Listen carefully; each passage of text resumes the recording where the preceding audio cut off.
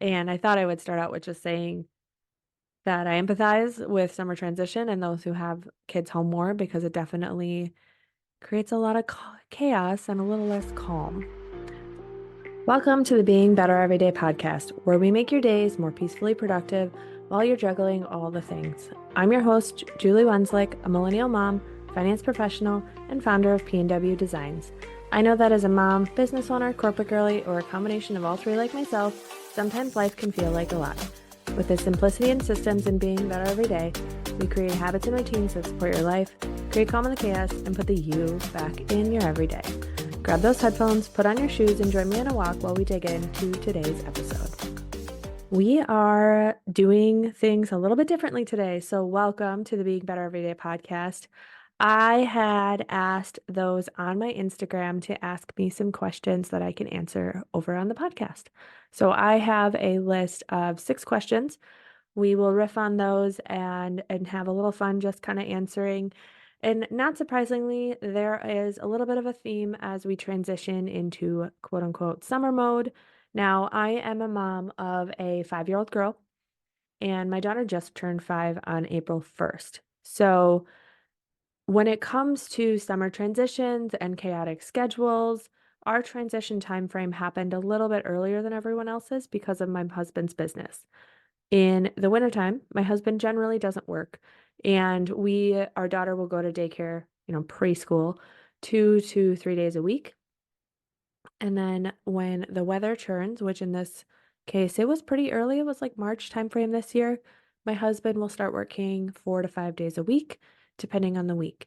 So in the case of the spring, our quote unquote summer transition happened somewhere around March, where Danny was going to daycare more, my husband was home later, I was more responsible for household chores, and it's always a stressful season for us. I'm not gonna lie, transitioning seasons is difficult, and it tends to cause a little bit of strife between even my husband and I.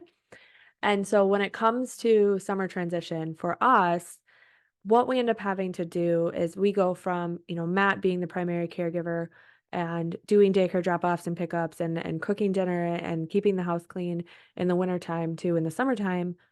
It ends up, I mean, he says it doesn't, but it ends up landing a lot on me. So I will end up cooking dinner 3 to 4 nights a week. I will do at least pick up or drop off every day. And then on the weekends, he still gives me time to do things like record this podcast or work on my design business. And that transition requires a lot of communication. So for those of you who are going into summer schedule, summer mode, where maybe your kids are around more, I think it is one of the best times to lean back into your systems and kind of reset your systems. So what I mean by that is, for example, for myself, I have fallen off the wagon a little bit when it comes to my planner. And I haven't been practicing the Better Everyday 5. I haven't been planning my workouts. I haven't been planning my meals. I've just kind of been flying by the seat of my pants because of the transition and a very busy corporate work schedule. So this weekend, I am resetting that and making sure that I spend time for planning and that I understand what my schedule looks like going forward. And I have actually currently split my planner between work and personal so that I can put work away and not see it unless I am working. And that is also where I need my time blocking the most is kind of as it relates to my work schedule. So my personal planner is just going to be tracking my habits, and my work planner will track my to-dos and time blocking as it relates to my corporate job. So as I start out today, a lot of these questions are going to relate that people asked about balance and managing time, etc. And I thought I would start out with just saying that I empathize with summer transition and those who have kids home more because it definitely creates a lot of chaos and a little less calm. So the first question that came in is, what is the best advice you could give to somebody who is starting a business? I think the best advice I can give is do it scared and do it messy, which I know is not original. But it is something that I even keep going back to when I am working with others on course creation and design work and reminding them that it doesn't have to be perfect and that you will learn along the way. And let me tell you, you'll learn a lot running a business. I think that's one of my favorite things and running some sort of side hustle over the last whatever, 8 to 10 years. I I know how to file an LLC. I know a little bit, could be better about this, about business taxes. I know all of the like project management systems. I know social systems. I know Pinterest. I know web design. I know copy. I know SEO. Like all these things. It's not like I came into business knowing any of them. I learned it along the way, and you will too. And use your resources and use your friends who are also running small businesses. Don't ever be afraid to ask somebody, "Hey, what do you do for this?" And if they don't want to answer because what for whatever reason, that's their prerogative and then find somebody else. And in my head I was like, find a better friend, but whatever. Like find somebody who will answer the question. And, I did start out in network marketing, and I will say that gave me a really great foundation because I didn't have to worry about all of the scary things like filing an LLC or learning, that much about taxes because they give you a 1099. And, but then I was able to like learn the social selling and the networking and marketing, first. And so I actually really loved starting out in network marketing and direct sales because it gave me the foundations of owning and practicing running something on the side without having to take everything on. But yeah, my best advice is definitely lean on those who are in your community that are running a business, whatever that is, and using them as, you know, earpieces or those who can give advice and then also just learn, right? For example, I just bought a course on Adobe Illustrator because I'm with my logo and branding, I am doing a lot of it in Procreate and then vectorizing it in Adobe Illustrator. And I would like to expand my skill set in Illustrator, right? I'm always buying courses and then scheduling that time in to make sure that I continue to learn and grow. And that's obviously one of my favorite parts about running a business.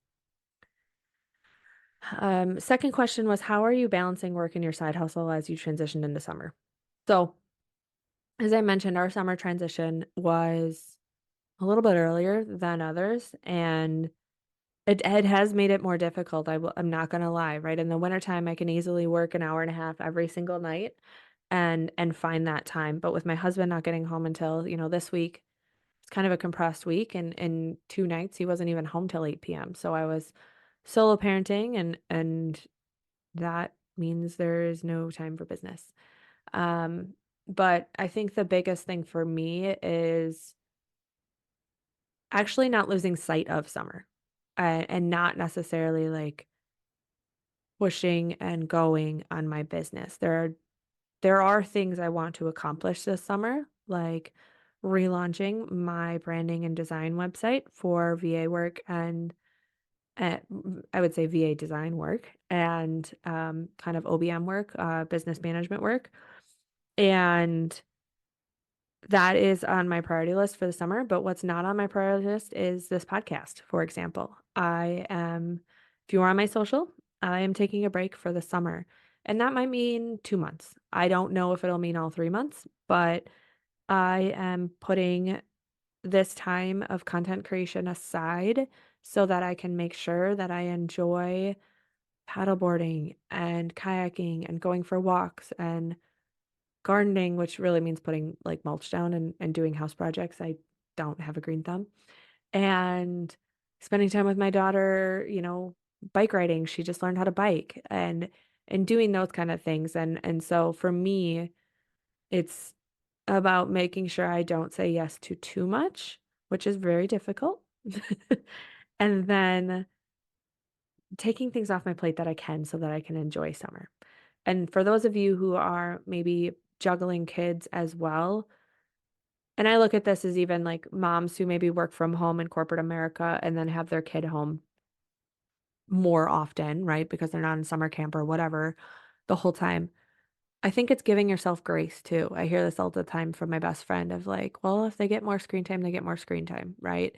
I'm going to push them outside. I'm going to give them chores. But at the same time, like, you also have a job to do. And, you know, I was on the screen all the time as a 12-year-old. I played video games and would sit inside all day long. And I remember my mom coming home and being like, "Did you even go outside?" Well, some time of that is just being a kid and enjoying technology. So, yeah, I know it's hard to listen to the give yourself grace, but I think that's my answer to that one in a lot of ways.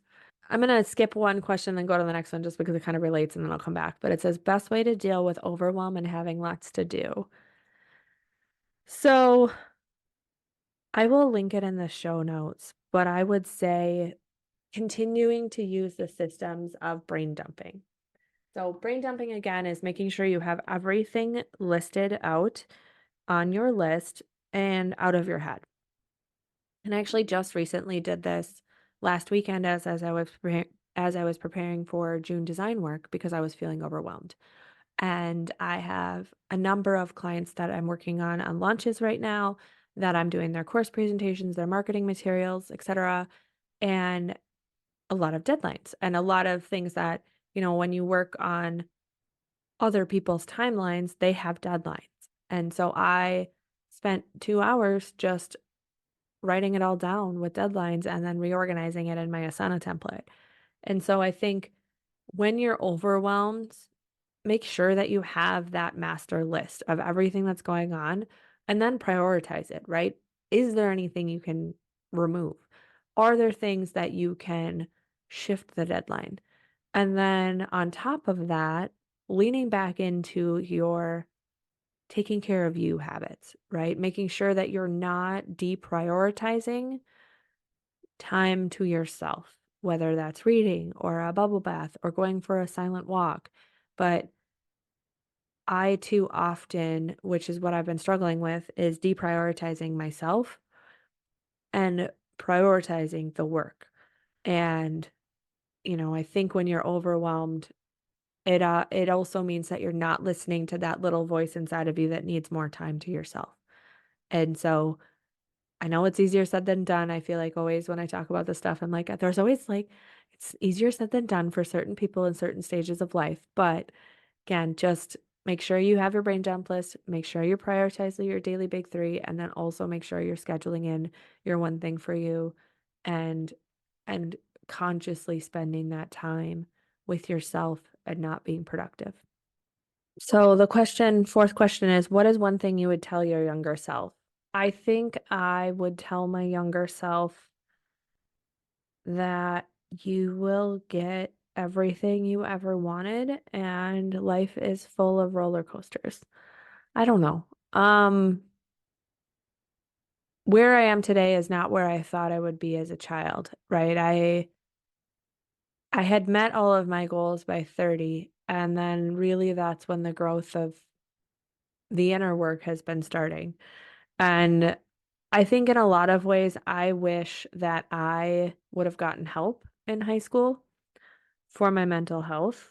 I don't know if it would have helped or not, because, right, you don't know. But I think that is the biggest thing that I would have told my younger self is like to start working on my mental health back then. Yeah, I don't know. It's like, well, that's kind of serious, but that's where I'm at right now. I've had a lot of anxiety issues. I've been kind of in a negative spiral the last couple of weeks, and it does stem a lot from when I was younger. So I just, there's always work to do on yourself and making sure that you are fully present for your current life and grateful for your current life. And I have such amazing humans in my life right now that I'm so thankful for. And a lot of them I've met through this business. And they teach me every day to be better, no pun intended, as well as challenge kind of the status quo of my mental health and stories I tell myself. So it's kind of a weird answer, but that would be my answer for what I would tell my younger self.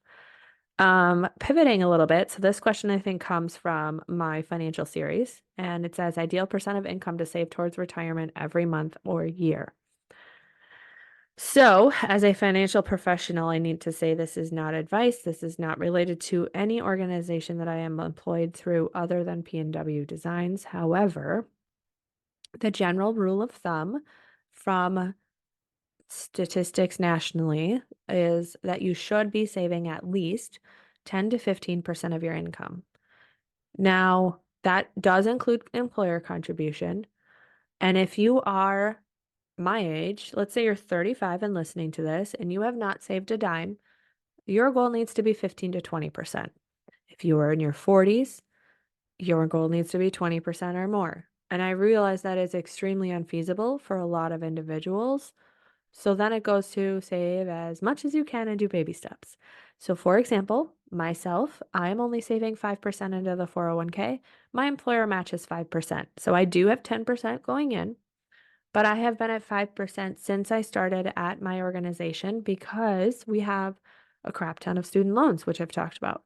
And so I don't want to miss out on the quote unquote free money and making sure that my employer does, that I do receive my employer match, but I am not prioritizing retirement savings right now because we have other responsibilities and financial obligations that are more important. But the one thing I will say is one of the easiest rules to remember is the rule of 72. And that is that it's an approximation of how long your money or how long it will take for your money to double. So if you receive an annualized average rate of return of 8%, which is the historical average that most individuals use, then your money will double in 7 years. So if you contribute $10 today, it'll be worth $20 in 7 years. So if you have 40 years to retirement, or I'm going to say 45, then that $10 that you contribute today would be worth $50 at retirement. So I think that is something to keep in mind is that the sooner you contribute, the better, because you will have more time for that money to double, right? So, and actually, if I do the math on that right, it's not 50, so it would be doubling 5 times, but you're taking the doubled amount, right? So you contribute $10 in 7 years, it's worth 20. In 14 years, that's worth 40. In 21 years, that is worth 80.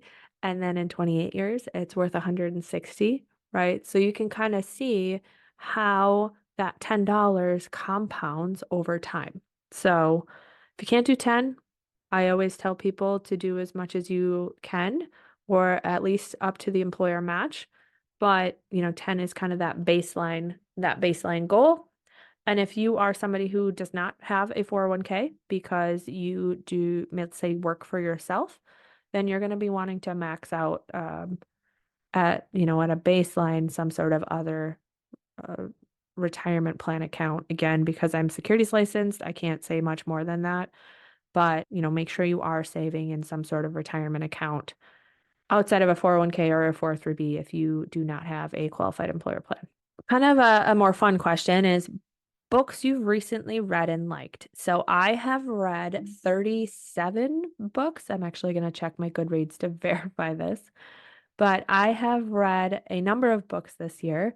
And yep, it's 37. And two of them I've listened to. So that means I've listened to two and read 30. No, probably more than two. I've probably listened to five of the books.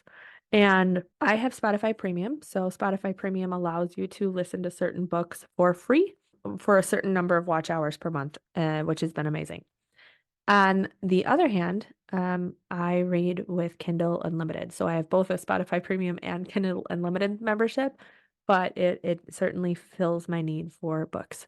So books that I've read recently and liked, one of them that I listened to during kind of while I was driving, which was a great kind of light read, was Under the Influence. It was a book that I had heard about through Chalene Johnson's deep dive on Rachel Hollis. And I am somebody who has followed Rachel Hollis for a long time, and I have read all of her books. So, Under the Influence is a fictional novel, which means it's pretend, right? We'll go with it. Fictional novel about an influencer that lives in Nashville who runs a company called Green Space about motivational speaking. The individual that wrote it was an assistant of Rachel Hollis's, and the whole book is about the toxic influence of influencers and how they may put a persona forward that is different than their actual selves. So it's a good book. I would recommend it for those who maybe follow Rachel Hollis or follow influencers in general and kind of see the other side of it. I know it's technically fictional, but again, it was written by somebody who was actually in that world. Second book is those who, or actually the second two that I've really liked recently are both kind of more in the romance novel genre-ish, and one of them is Storms and Secrets by Claire Kingsley. So Claire Kingsley is a writer that I've recently found who has kind of more of like a suspense tilt to her books. So I have really liked her books because of the storyline kind of behind the romance.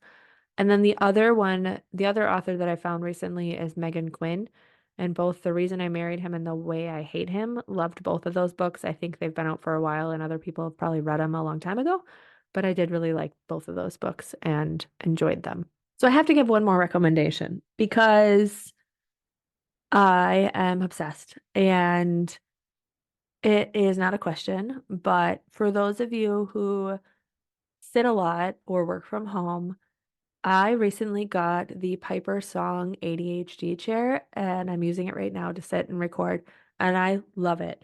I am somebody who does tend to like uh not pivot. What is the word? Like move around. I don't know what the word is. Anyway, moving around a lot and I sit in different positions and it's like the perfect chair for that. So it is a little pretty penny because it is an office chair, but it was easy to put together and I'm obsessed. So between my walking pad and my ADHD chair, I am sitting cozy in my office. That is for sure. So, a little bit of a life update for those of you who, again, didn't catch it earlier in this episode, but we will be taking a pause. So, if you haven't listened to all of my back episodes of the Being Better Everyday podcast, I encourage you to do so. If you have topics that you would like me to cover that are outside of what I've covered or that you want me to dive deeper in, please let me know because I will put them on the list for when I come back. So, I will be back. Thank you for supporting the Being Better Everyday podcast. This was my largest month yet from a listens perspective. Again, share it with your friends, and we will talk to you in a couple of months.